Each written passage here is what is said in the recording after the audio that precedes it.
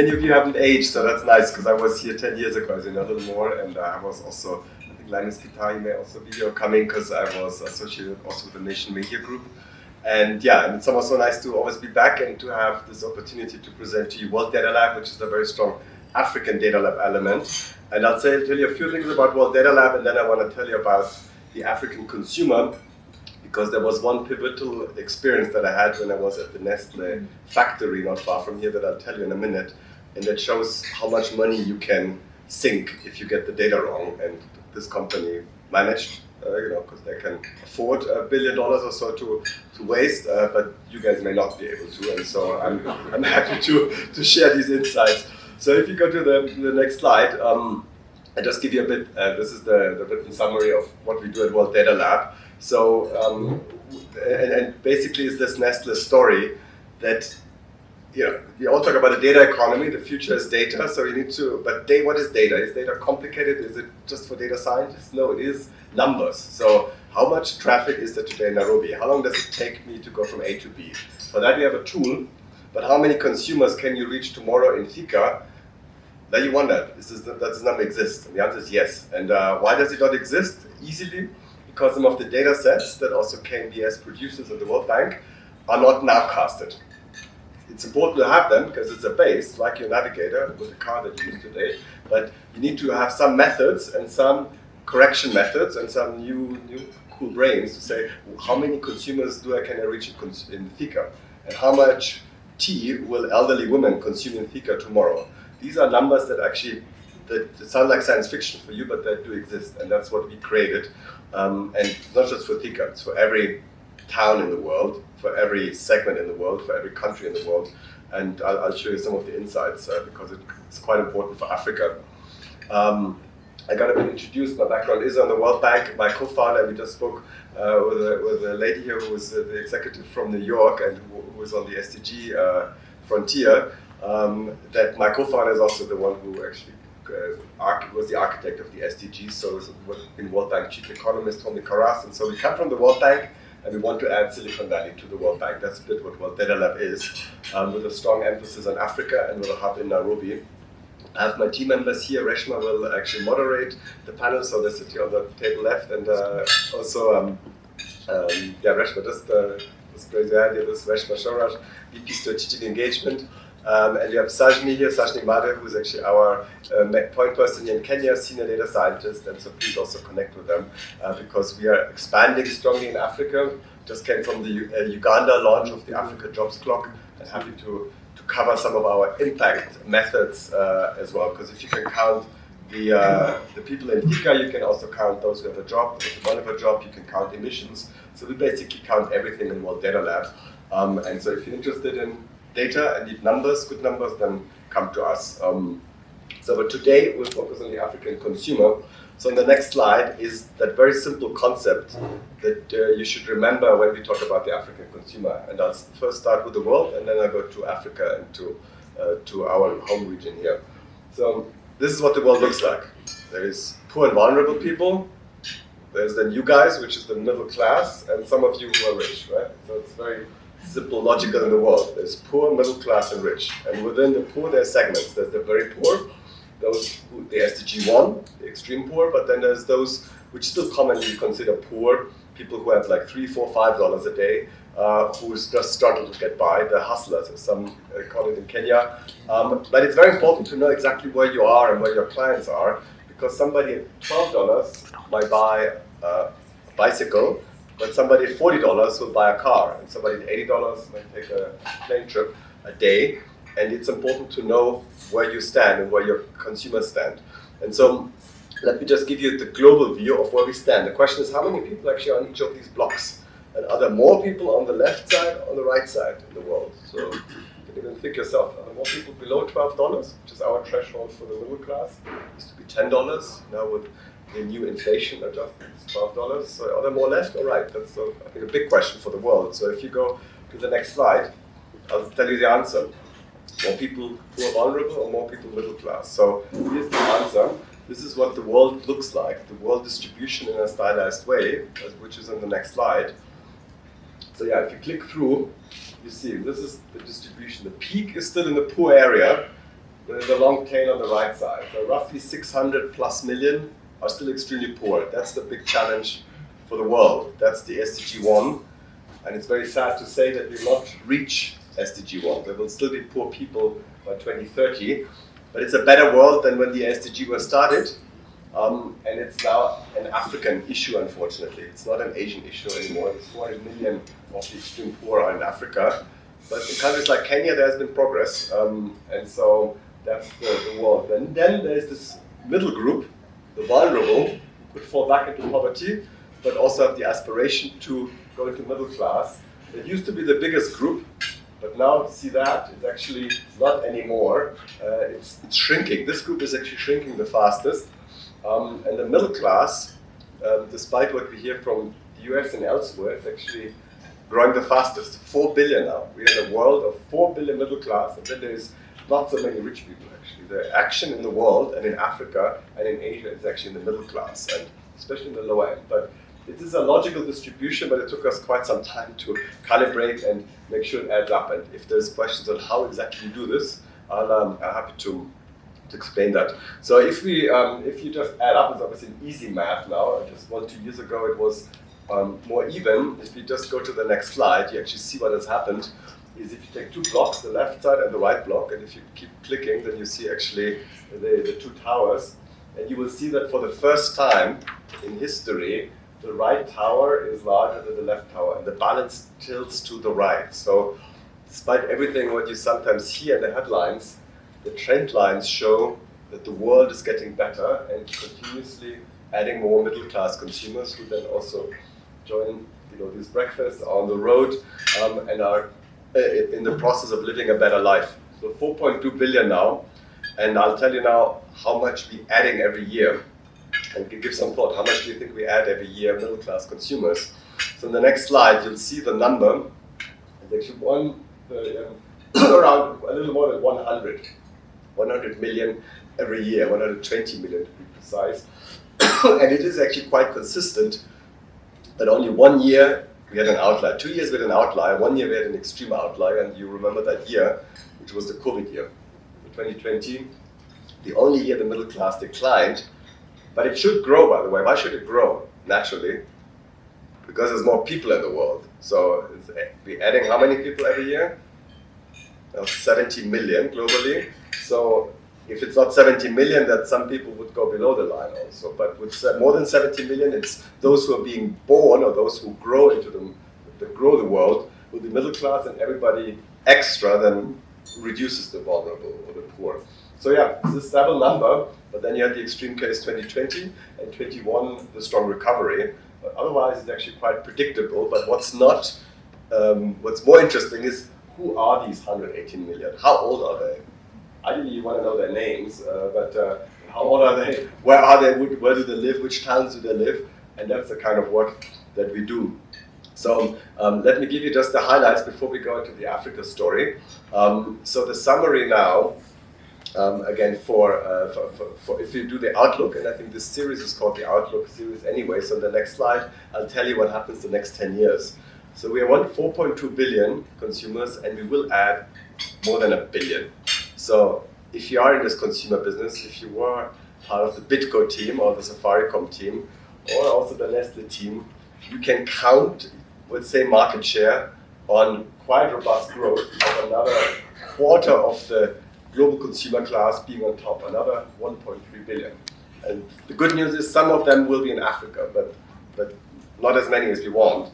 And also the consumer class, the consumer spending will grow. And so if you are in this broader business, you need to think also of your strategy. How you attract new people, again, Safaricom story, adding more and more people also from the poor and vulnerable, or do we want to make money from the people that already use the services, which you're part of, this so-called premiumization, which is links to the second number, because there's more and more money in certain people's pocket that people want to tap. So that's a little bit the overall global view, and I know given here AmCham and many other players need that global view. Let me go now to the Africa view. So if you go down, I'll give you the distribution across the continents, and then I'll share a few insights linked to the continent. So if you go to the next slides and just jump this one, yeah. So here is again the summary of the new consumers for next year and for the next decade. So 10 years forward, you see the 1.3 billion, 1.25. It is actually, and I know there's also many Asian Kenyans here in the room. It is not just another Asian decade, but it is an Indian decade. So the country number one adding more middle class consumers, is not China anymore. It is India. It's an Indian story, you heard about it, but India now will be double as many new consumers as China. China will still add more money. So in China, this strategic question I mentioned is quite central. But India will have the numbers. And then the rest of Asia still has more than all of Africa, but then Africa has more than the rest of the world because LATAM is stagnating and the rest of the world, the rich countries already have everybody in the consumer class. So Africa, 139 million, we project. So that's like 14 million a year. Small number, but high growth from a small base. And as I'm on this, those of you, have you been at the Nestle factory? You know what this is? I think close to the airport, right? So, and they produce also milk powder and make a lot of money with Angola. But you may have seen the announcement, right? It was during my time that they had to scale back because they fundamentally misunderstood the African consumer. And so what was the problem? Problem was not the problems in Africa that we all know and have lived through. The problem was that the wrong definition. It was really as silly as that. They had a definition from the African Development Bank that said consumer class, middle class, is everybody at $3 a day. And they didn't realize that at $3 you don't buy a Nestle product. You might, barely be in the Safaricom system then. And only at, say, $10 you may be a Nestle consumer. $10 a day, $300 a month, which is I think 30,000 plus 40,000 shillings a month. That's when you're a Nestle consumer. And it was a big business decision. It was still partly saved by Angola, interestingly, because they had a lot of captured market in Angola on milk powder. But otherwise, it didn't fly. And there was a famous quote that they said, they thought this is the new Asia, but we were too early. And that's why it's really important. There's an opposite story from my own country, Germany. BMW sold more BMWs in India in 1 month than they thought they could sell in a year. So they're 10 times in India the sales, which is also horrible because they could have made much more business if they're prepared for it. So it's really important to understand what the middle class is and to make it comparable. And that's a bit what we're trying to do, to say $12 per person a day is the famous concept of purchasing power parity. So $12 a day in Kenya is different than in India, different than in Uganda, different than in the US. But if you make it comparable, then it's this so-called method that you can apply, that this amount of people, this number of Kenyans, of Africans in the middle class can buy a Nestle product, would be doing the top-ups in Safaricom and beyond. So let me give you now the view of what the future looks like, so where the growth is coming from, because this number, this 139 million, you can break down, or the global number too. So on the next slide, you see where the growth is coming by age. So who's driving this consumer class growth, in which countries are driving the consumer class growth. So first on country, where is the action in Africa? Action is actually Egypt. So it's not Nigeria, Egypt is the action. Again, something pretty important to remember. Continent is large if you add North Africa. Then Ethiopia has massive momentum, which you heard much about. And Kenya is up then. Kenya is with Cote d'Ivoire, Algeria, basically, in terms of adding new consumers. And again, you can break then the Kenya number then into the regions and going beyond and by demographics, but that's the African ranking that we project for the next 10 years. So if you go to the next slide, I'll show you another topic that's very prominent in Africa, which is Gen Z. I was quite interested myself because I never thought of this generational thing, but I heard of the millennials. I realized I'm Gen X, like I think some in the room here. My kids are Gen Z, but here's an interesting factor on Gen Z. Gen Z is the largest generation ever. There's never been any bigger generation. In our generations, people have unfortunately died already to some extent, but there were never even that many born.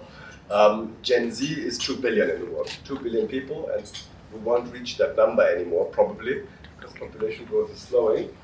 But then Gen Z is not the biggest in America, it's not the biggest in Europe, and not the biggest in Asia, where it's the same as millennials. It is by far the biggest in Africa. That's why Gen Z is so big in the world, it's because of Africa. And Kenya, as we see here, is a very high share of Gen Z also spending power, not Gen Zers, which are still younger than most of those in the room, and have less money than you. But together they have a lot of money, they have a lot of power, as you have noticed. So if you want to make business in Kenya, you cannot exclude Gen Z, because there are just so many. And given they are richer than, even though they say the opposite, but they are richer than when you were young. And so together they make up a third of Kenya's consumer spending, as a project. Similar to Nigeria, South Africa is different. South Africa is actually, Southern Africa is a millennial country. But I hope you enjoy this map because it shows actually the diversity in the world. There are some countries like Japan and part of Europe that are still baby boomer dominated, so old folks. So baby boomers they spend most of the money. Some countries are millennials. Some countries are Gen X, like China, and then there's Africa with the Gen Zers. So yeah, that gives you some sense. Given I have also the sorry, wanna? No, I'm just curious about the alpha there. The alpha, well, that's like Niger. So Niger has such a dominance on young people.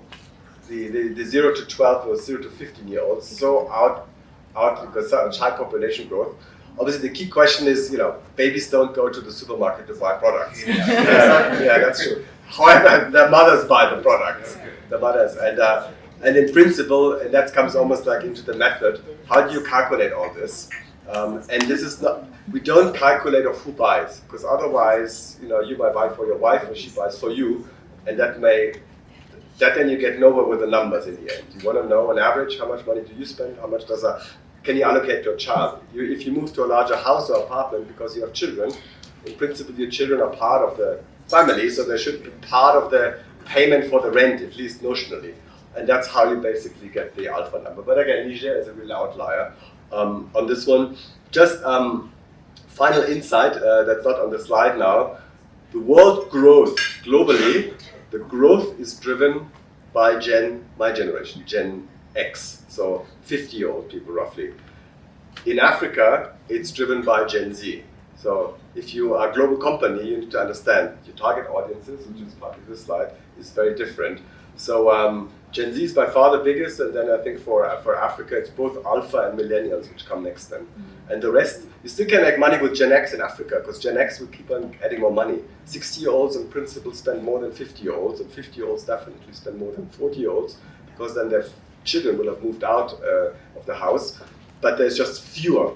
And it's a different strategy. There's fewer people that then are in the segment. Good, so let me share with you then some more insights of what you can do when you break down the numbers further, which is subnational, and I have an Africa subnational view, and then tell you which are the driving cities in the world.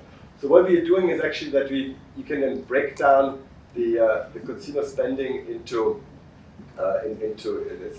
key cities, and yeah, it's a small number of cities that actually account already for almost 20% of consumption. So we convinced one company which is present here, L'Oreal, to say don't do a country strategy. Don't do country strategies, because there is unfortunately no rural consumer. There is no rural consumer in Africa, at least for those brands that also AmCham represents. Do a city strategy. Go first to Dar es Salaam, because before you go to Mandera. It actually sounds obvious, but it's okay if you start in East Africa, go to the top cities in East Africa before you go in every corner of one city. It depends on the product, depends on the regulation. Telecoms is different because it's about connecting everyone with everyone, but that's basically the view of Africa. So if you go to the next slide, you see the ranking of the cities, which when I did this surprised me too. So again, dominance of Egypt, dominance of Cairo. We use a method that looks at the whole economic city that goes beyond, say, that may not include Thika, but the surroundings of Nairobi to the city. But Nairobi is up there. Nairobi is number 4. And that's about it for Kenya. You have Kampala up there in the top. You have a diversity of cities. But again, if you have the city strategy, this should be a distribution of marketing budget. This should be a distribution of presence, of emphasis. Great. Then I'll come to the last part to show you again a final perspective of the consumer. And again, I know we're in Kenya here, so I have this all also for Kenya, which I then would love to share with you. But given we have an Africa-wide ambition here with Aspen, I give you that.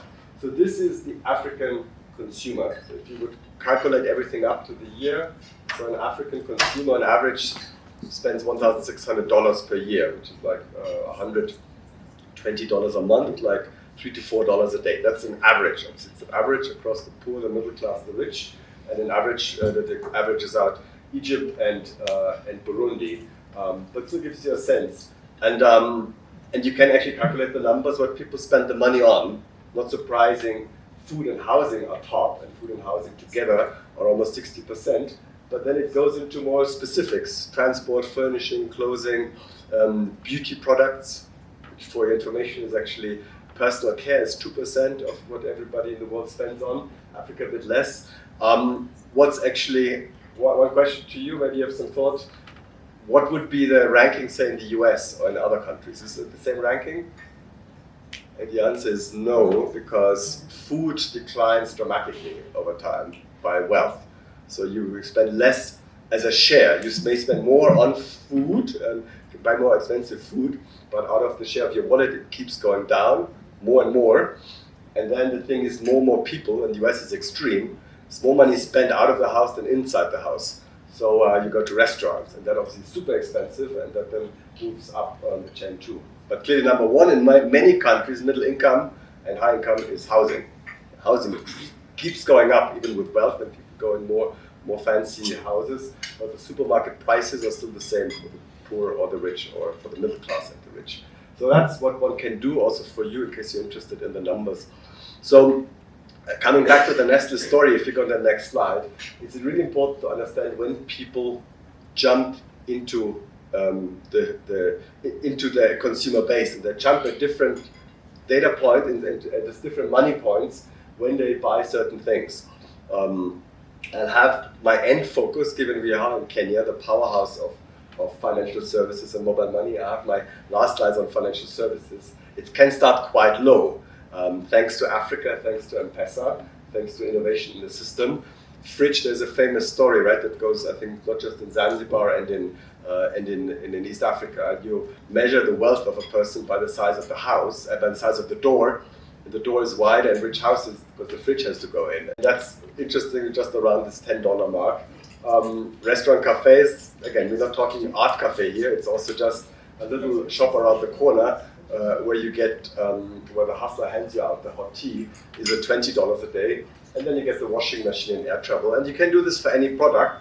And again, this is what Nestle got so wrong. They thought it would be lower than $5, but in reality, it was more around the $10 mark that somebody would buy their product. And again, you need to calibrate it properly, because while they had the distribution wrong, Nestle, often the African consumer gets underestimated, because not all the data is collected in its entirety, and there is still hidden spending, and there's informal sector. You need to find a way to calibrate the distribution. So often, if you just look at official statistics, it's an underestimate of the consumer, but they just thought, poor people buy Nestle products, instead of counting the middle class properly, which then they would have made a different decision. So let me end with something that's, I think, hopefully very encouraging for you on the financial service. And what you can do is you can map the numbers. So you imagine, you are a distributor of fridges. You can map who buys my fridge,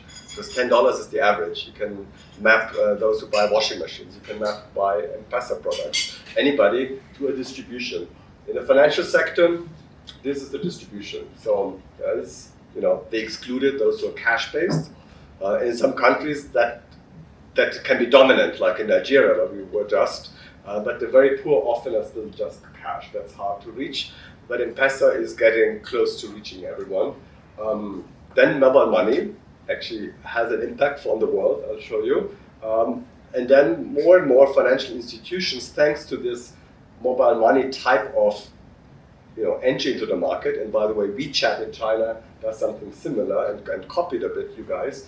And if you're $12, you're financially resilient. You may actually be opting for a loan. If you have a shock, you will not fall back into extreme poverty. So that's a little distribution here. So what we did now, these are my last slides, we mapped on the next slide, basically the world. And the world of you is only 6 billion. Why? Because if we exclude the young children who may not yet have a bank account or may not be eligible for a bank account, we have 2 billion less. So it's 6 billion people age 15 plus. So if you have a product like in the banks or like other companies, other products where you say, yeah, my target audience is more 15 plus. By the way, L'Oreal, we work with us the same.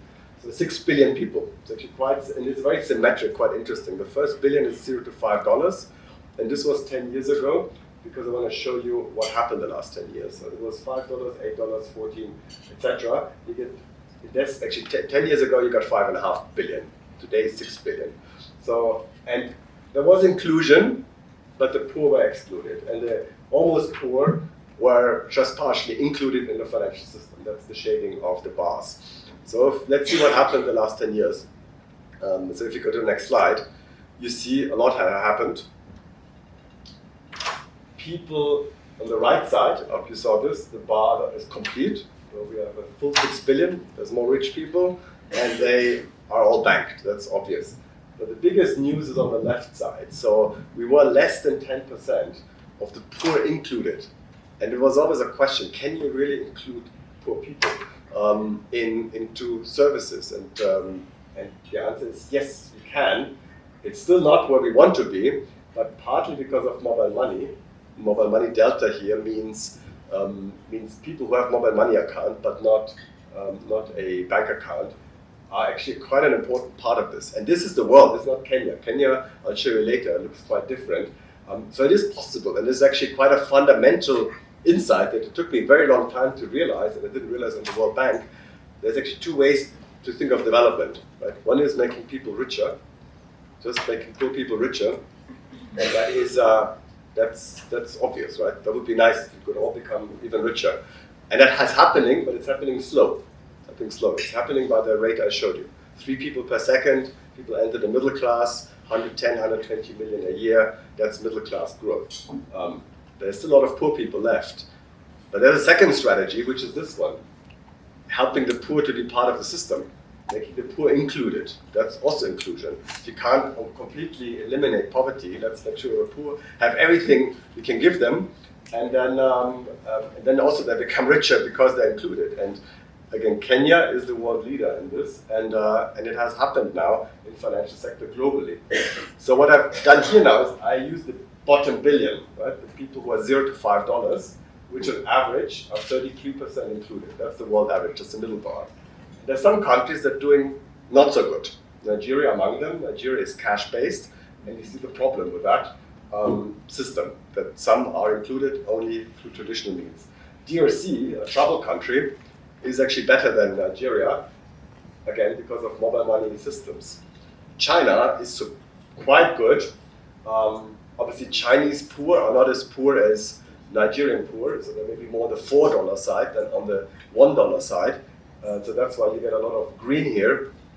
But they also have WeChat, and that also transfers money, and they're getting most people included.